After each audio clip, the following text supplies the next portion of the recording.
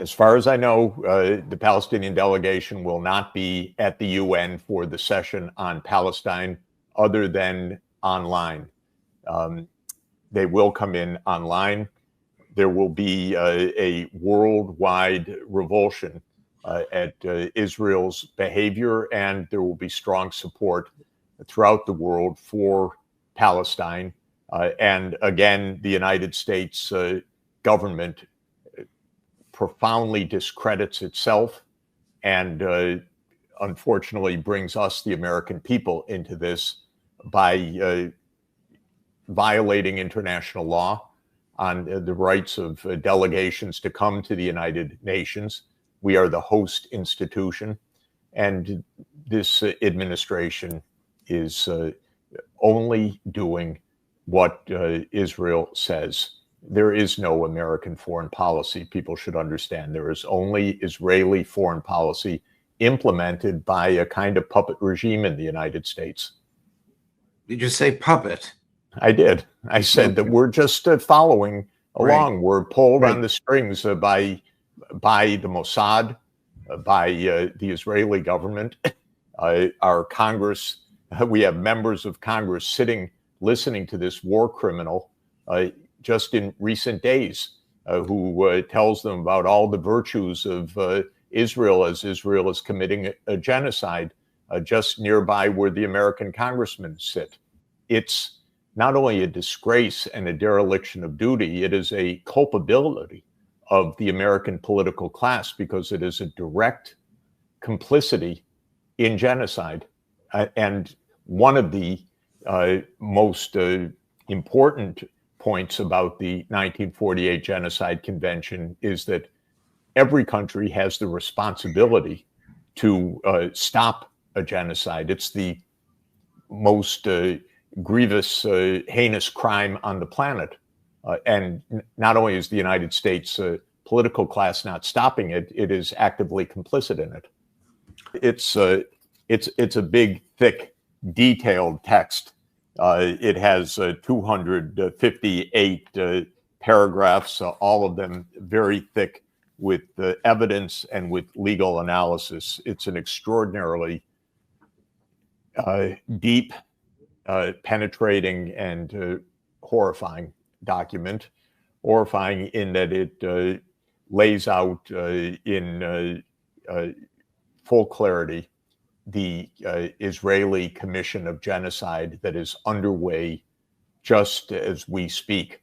It is very thorough in the different categories of genocide, in the starvation, the intentional killings, the bombings. It's very stark in the intention of the political leaders of Israel, quoting them, which is not hard to do because they have not disguised their genocidal intent.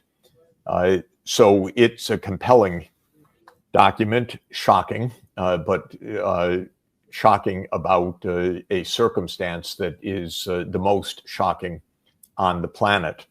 At the same time, last month, the UN also issued another report I just want to bring to people's attention.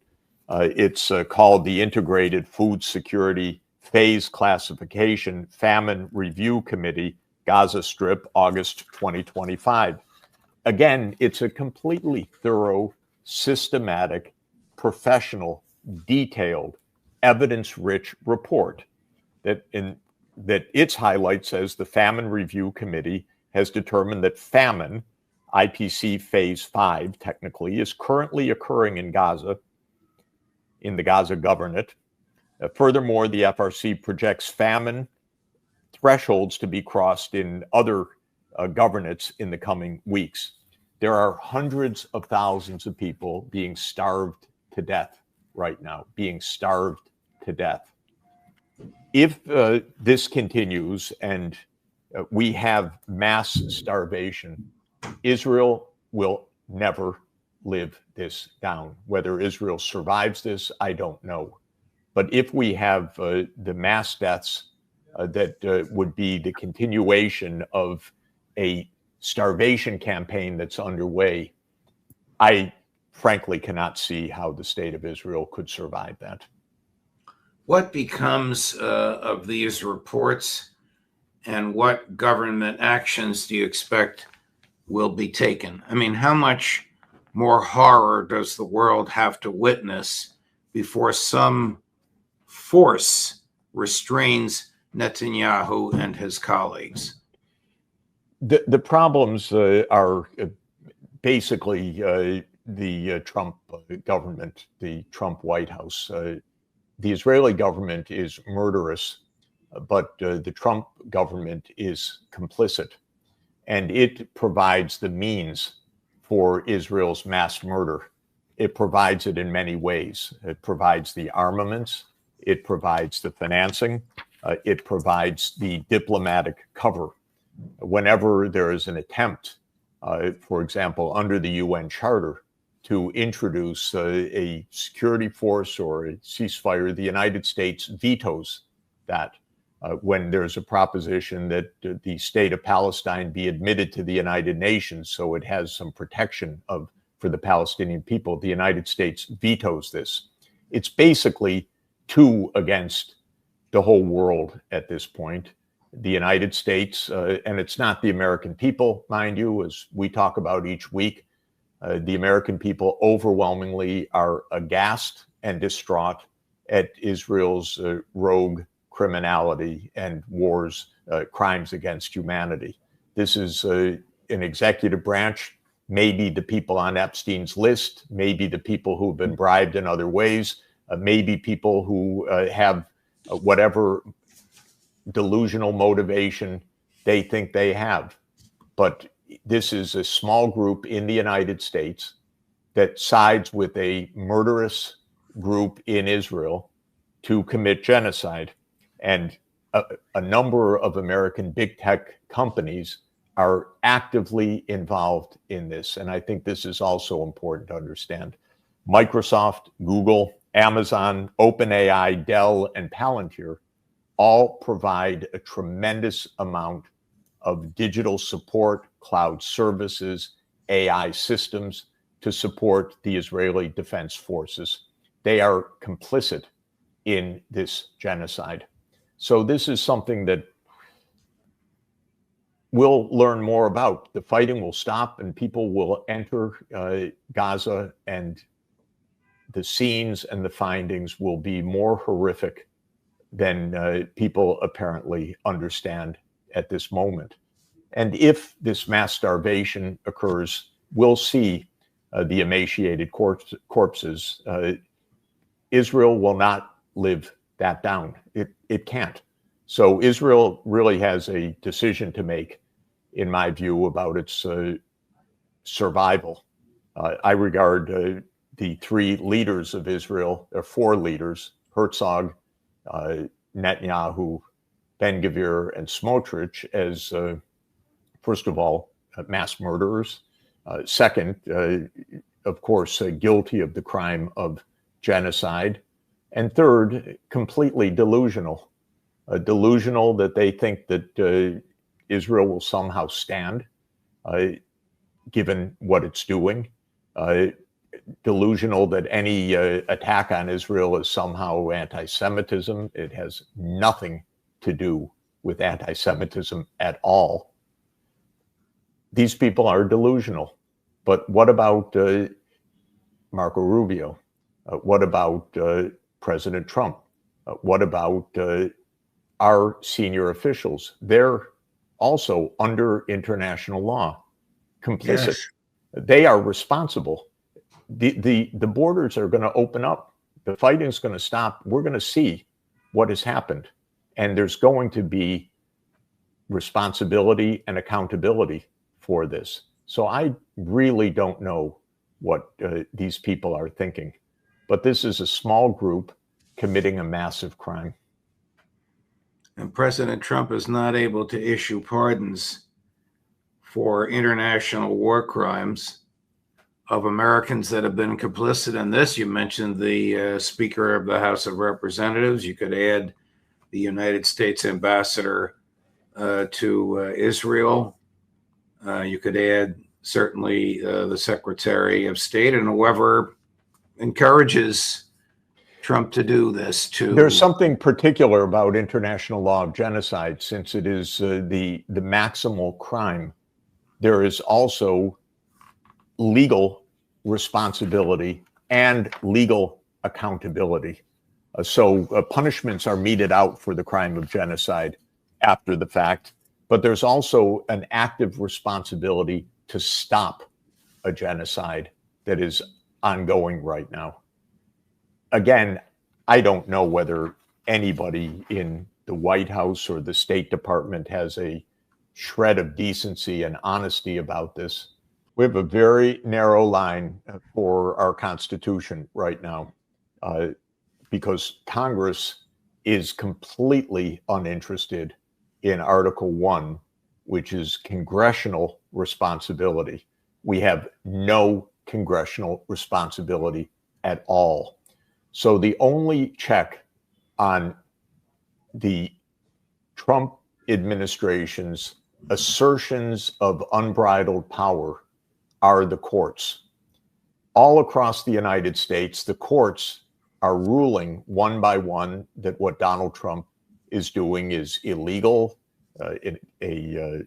or unconstitutional, or an assertion of power that he does not have. But then it goes to the Supreme Court. And we don't know what is going to happen in our country in the coming days, weeks, and months.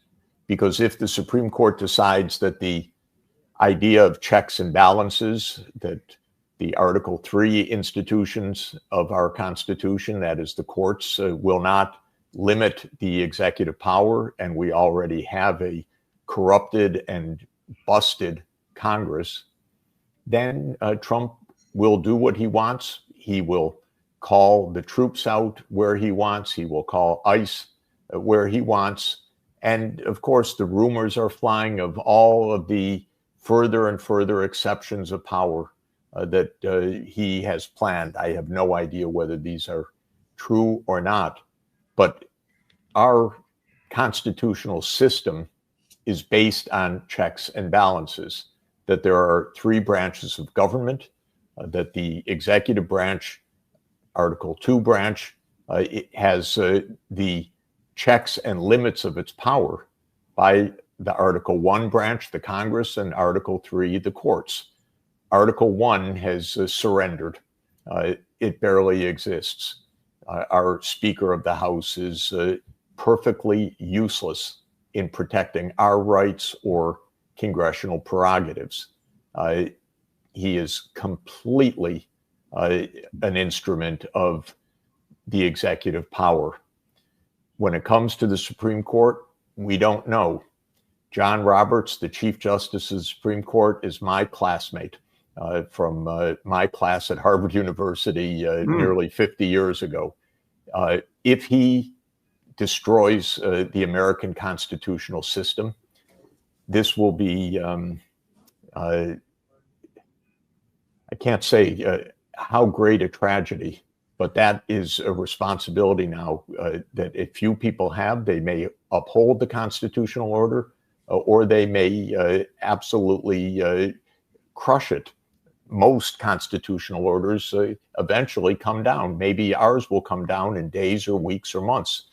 But it is the Supreme Court now that is basically the last strand, because there's no self-limitation by our executive branch right now. Ladies and gentlemen, thank you for joining me today.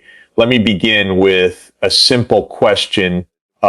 What happens when two of the world's most powerful nations, the United States and China, find themselves circling around a country that many in Washington would prefer to dismiss as small or insignificant? That country is Venezuela, and the answer is history begins to accelerate.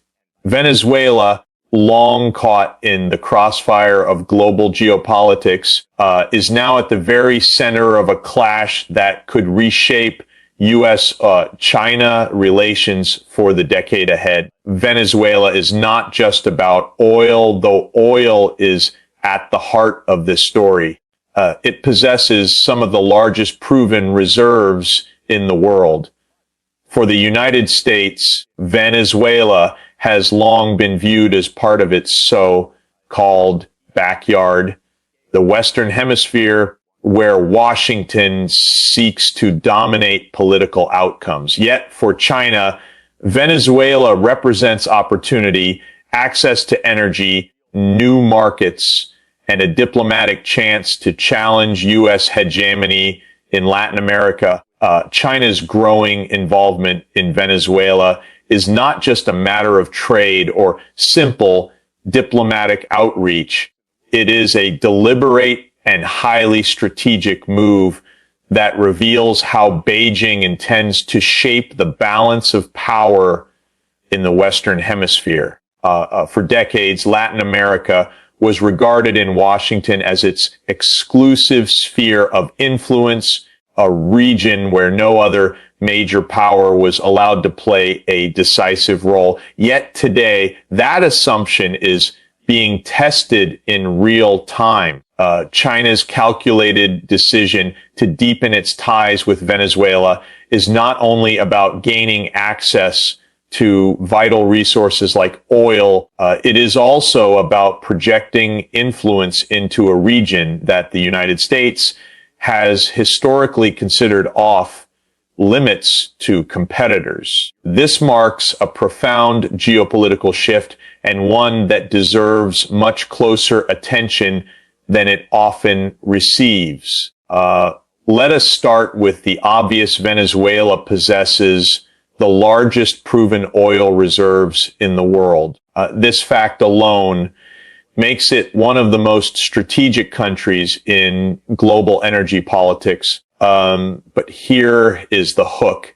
Despite sitting atop this treasure, Venezuela's economy has been crippled by years of sanctions, mismanagement, and diplomatic isolation. While Washington sought to weaken the Venezuelan state through economic pressure, Beijing saw an opening. China has been extending loans to Caracas, sometimes in the tens of billions of dollars, often to be repaid in future oil shipments. This is not charity, it is strategic foresight. By locking in long-term supply deals, China ensures energy security for decades to come, while simultaneously strengthening an ally that stands in open defiance of U.S. policy. And here is where the story becomes even more compelling. China is not just providing financial lifelines, it is also investing in Venezuela's infrastructure, from telecommunications to transportation networks, embedding itself deeply into the daily functions of the state. Think about the symbolism. While U.S. sanctions seek to isolate Venezuela, Chinese technology is building its roads, its power plants, and even parts of its military communication systems. In effect, Beijing is rewriting the narrative. Far from being isolated, Venezuela is becoming a showcase for how China can step in when the United States shuts its doors. This is a message that resonates not only in Caracas, but across the entire global South. Consider the broader implications. For decades, Washington's influence in Latin America was maintained through a combination of economic leverage, security agreements, and political pressure. Yet in Venezuela, those tools are no longer working. The sanctions meant to suffocate the Maduro government have instead pushed it directly into the arms of Beijing. And with every new investment, every new trade deal, and every loan repayment in oil shipments, China is solidifying its foothold. This is not merely a side story. It is a dramatic reshaping of the regional order. The very idea that the United States could claim Latin America as its backyard is being undermined. But the hook goes even deeper. China's engagement is about more than Venezuela itself. By defending Venezuela through economic and diplomatic support, Beijing is sending a message to other nations. If Washington turns its back on you, we will step in. If the United States imposes sanctions, we can provide alternatives. This narrative is enormously powerful for countries that have long felt trapped under Western financial systems. It signals the emergence of a new option, one that challenges the old world order. What makes this so striking is how overt it has become. China is no longer hiding its interest in Latin America. State media openly highlight the win-win partnership with Venezuela, framing it as a model of South cooperation. In contrast, the United States continues to frame Venezuela primarily as a problem, an adversary to be contained, a regime to be toppled. Here we see two competing visions, one of punishment and exclusion, and the other of investment and inclusion, even if highly self-interested. And that contrast is not lost on the Venezuelan people or on neighboring countries watching closely. At the heart of this story is a question that should make us pause. Is China simply acting as a rival superpower, seeking its own influence at America's expense, or is it tapping into something deeper, a global hunger for alternatives to U.S. hegemony? Venezuela, in this sense, becomes more than a single country's struggle. It becomes a stage where China can demonstrate how its rise is altering the global balance. That is why Beijing's role is not incidental, but fundamental to understanding the future of Latin America's political economy and the broader clash between two world powers. No, right now, no. I mean, there's pushback against Netanyahu for many things, but not for killing Arabs, unfortunately. Even innocent Arabs who had nothing to do with the people they were targeting, because they bombed a residential neighborhood. I'm sorry to say, but one of the points that is repeated in opinion surveys in Israel is the belief that there are not innocent Arabs or innocent Palestinians, that if there's mass death, that's okay. This is, I'm sorry to say it, and of course there are exceptions to this, but this is actually part of the scene right now. No, there is not pushback on something so minor as people dying in an Israeli bombing. This is. Do they feel this way about Jews who are not Zionists or Christians? No, I don't think so. I think that it is especially targeted at their neighbors, their immediate neighbors.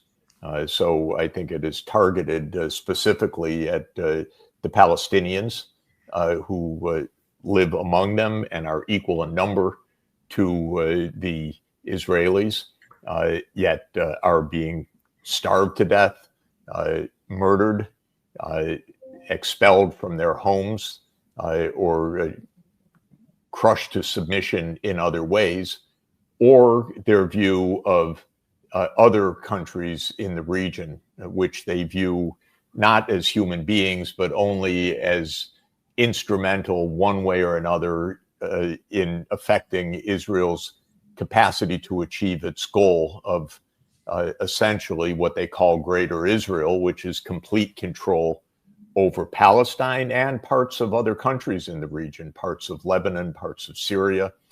We don't know what the real boundaries are of this Greater Israel, so-called, but this is a very instrumental view It's not a view that the others are human beings. This is a view that they are just obstructions.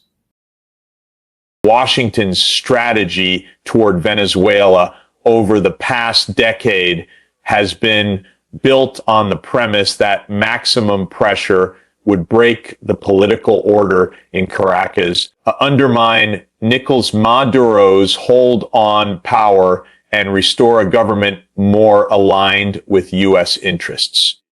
Yet what has unfolded is precisely the opposite. Instead of collapsing under economic sanctions and diplomatic isolation, Venezuela has become more resilient by forging deeper partnerships with alternative powers, especially China and Russia. This outcome is not accidental. It is the predictable consequence of a policy that underestimated Venezuela's capacity to adapt and overestimated Washington's ability to coerce outcomes in the 21st century. The hook is clear in trying to weaken Venezuela. The United States has accelerated the very geopolitical realignment it most fears. Economic sanctions were designed to strangle Venezuela's oil-dependent economy, depriving the government of its primary source of revenue and forcing political concessions. But here lies the irony. While sanctions sharply reduced Caracas's access to Western markets and financial systems, they also compelled the government to look elsewhere for survival. China quickly emerged as a lifeline, offering credit lines, energy deals, and infrastructure investments. Russia stepped in with military cooperation and additional energy partnerships. Far from being isolated, Venezuela built new channels of support, finding in these relationships not only resources, but also legitimacy on the international stage. Sanctions meant to close doors open new ones. What makes this turn of events especially striking is how sanctions have affected the Venezuelan population. Ordinary citizens have borne the brunt of economic collapse, shortages of medicine, soaring inflation, and a collapsing currency. These hardships were supposed to turn public opinion decisively against Maduro. Yet in practice, the narrative shifted. The government framed the crisis as evidence of U.S. aggression, portraying itself as a victim of imperial bullying. Many Venezuelans, even those critical of the government, came to see the sanctions less as a path to democracy and more as collective punishment. And in this climate, Maduro's leadership did not wither. It hardened. The hook is subbering rather than undermining his regime. Sanctions helped Maduro reposition himself as a nationalist figure standing up to a foreign power. At the geopolitical level, the backfiring of U.S. policy reveals a much larger dilemma. In an interconnected world where global powers are eager to expand their influence, sanctions no longer guarantee isolation. Instead, they often push targeted states into the embrace of rival powers. This is precisely what has happened in Venezuela. Washington's insistence on maximum pressure created a vacuum, and Beijing and Moscow filled it with ease. As a result, the U.S. is no longer dealing solely with Venezuela. It is facing a network of alliances that makes any unilateral strategy far less effective. The hook here is undeniable. In attempting to weaken a single government, Washington has inadvertently strengthened a coalition of its global competitors. Consider the symbolic power of this outcome. Every time China delivers financial support or Russia announces new military cooperation with Caracas, it is a visible reminder that U.S. power is not absolute. For countries across Latin America and beyond, the Venezuelan case has become a demonstration that there are alternatives to Washington's dictates. This matters profoundly because it undermines the credibility of U.S. leadership in regions it once dominated without challenge. Venezuela is no longer just a country in crisis. It is a showcase of how U.S. pressure can be outmaneuvered by the rise of multipolarity. The human dimension of this story should not be forgotten either. Millions of Venezuelans have emigrated in search of stability and opportunity, creating one of the largest refugee crises in the hemisphere. Washington's sanctions, by worsening economic conditions, have contributed to this outflow, further destabilizing neighboring states. Yet here again, the Maduro government has exploited the situation, blaming Washington for the suffering while portraying Chinese and Russian assistance acts of solidarity. For many in the global South, this narrative resonates. The image of the United States punishing and China rescuing, however simplistic, is gaining traction. The deeper lesson is that coercion without diplomacy rarely produces lasting change. By refusing to engage, Washington surrendered the possibility of influencing Venezuela's internal evolution. Beijing and Moscow, in contrast, chose engagement and investment even at a cost. And in this gamble, they have secured something far greater than oil or contracts. They have secured political influence in the U.S. historical backyard. The hook, then, is that Washington's strategy intended to assert dominance has instead revealed the limits of that dominance in a rapidly shifting global order. Oil has always been at the center of Venezuela's story, and in many ways, it is both its greatest strength and its deepest vulnerability. Possessing the largest proven reserves of crude oil on the planet, Venezuela holds a resource that every major power covets. Yet the paradox is striking. Despite this immense wealth beneath its soil, the nation has suffered one of the worst economic collapses in modern history. Here lies the hook. Oil is not just a commodity in Venezuela. It is the weapon, the bargaining chip, and the very battlefield on which the United States, China, and other powers are struggling for influence. Whoever secures a foothold in Venezuela's oil sector gains far more than revenue. They gain leverage over the global energy order. For decades, Venezuela's oil tied it closely to the United States. U.S.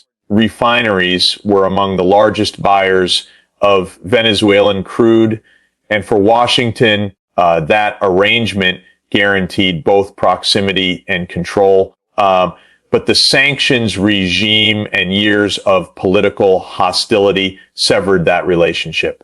When the U.S. closed its doors, China saw an opening. Beijing's demand for energy is nearly insatiable, driven by the needs of its vast economy. By securing Venezuelan oil, often through long-term repayment agreements on loans, China was not just purchasing energy, it was embedding itself deeply into Venezuela's economic lifeline. Every shipment of crude eastward represents more than fuel for China's industries. It represents a strategic reorientation of Venezuela's economic future away from Washington and toward Beijing. The strategic importance of Venezuela's oil lies not only in its abundance, but also in its geopolitical symbolism. In a world where energy remains the lifeblood of economies and militaries, control over reserves translates into political influence. The United States knows this. It has long built foreign policy around securing access to global energy supplies. But the entry of China into this arena changes the equation. Instead of one dominant buyer dictating terms, Venezuela now has alternatives. This diminishes U.S. leverage dramatically. The hook is sharp. Sanctions that were meant to choke Venezuela's oil exports forced the very diversification that freed Caracas from Washington's grasp. What makes the oil question even more compelling is its connection to global markets. Venezuela's crude is heavy and requires specialized refining. The United States had the refineries to process it. China initially did not, yet necessity drove innovation. Over the years, China has adapted, investing in refining capabilities and alternative channels to absorb Venezuelan supply. This technical shift underscores how Beijing views Venezuelan oil not as a short-term gamble, but as a long-term pillar of its energy security. And in that commitment, Caracas finds a partner willing to endure hardship where Washington offers only pressure. Oil also plays a central role in shaping Venezuela's domestic politics. Revenue from oil exports funds government programs, sustains social spending, and underpins the survival of the political system. When sanctions targeted the oil industry, the aim was to weaken this foundation and erode support for Maduro. But again, China's role complicated the outcome by offering new markets and facilitating exports through indirect channels. Beijing ensured that Venezuela's oil continued to generate revenue. It may not have been at the scale of earlier decades, but it was enough to keep the government afloat. The hook here is that oil, once the tool Washington used to maintain dominance, has become the shield Venezuela uses to resist it. The competition over Venezuelan oil is not happening in isolation. It is unfolding against the backdrop of broader shifts in global energy politics. As nations debate the transition to renewable energy, fossil fuels still command immense strategic importance. For China, securing long-term oil supplies while investing simultaneously in renewables represents a dual-track strategy, meeting today's needs while preparing for tomorrow. For the United States, losing influence over the world's largest reserves is not just a commercial loss, it is a blow to its geopolitical standing. Venezuela, therefore, is not merely a player in the oil market. It is a stage where the future of energy geopolitics is being rehearsed. There is also a psychological dimension to this struggle. For the United States, watching Venezuelan oil flow eastward instead of northward is a constant reminder that its dominance in the hemisphere is no longer assured. For China, each tanker leaving Venezuelan shores represents proof that it can challenge U.S. Power even in regions far from its traditional sphere of influence. And for Venezuela, oil has become the symbol of survival, proof that despite sanctions, isolation, and economic collapse, it remains relevant on the world stage because its resources cannot be ignored. The hook that emerges is stark and powerful. Oil is no longer just fueling engines. It is fueling a new global rivalry. Venezuela, a country of only 30 million people, holds a resource that magnifies its significance far beyond its borders.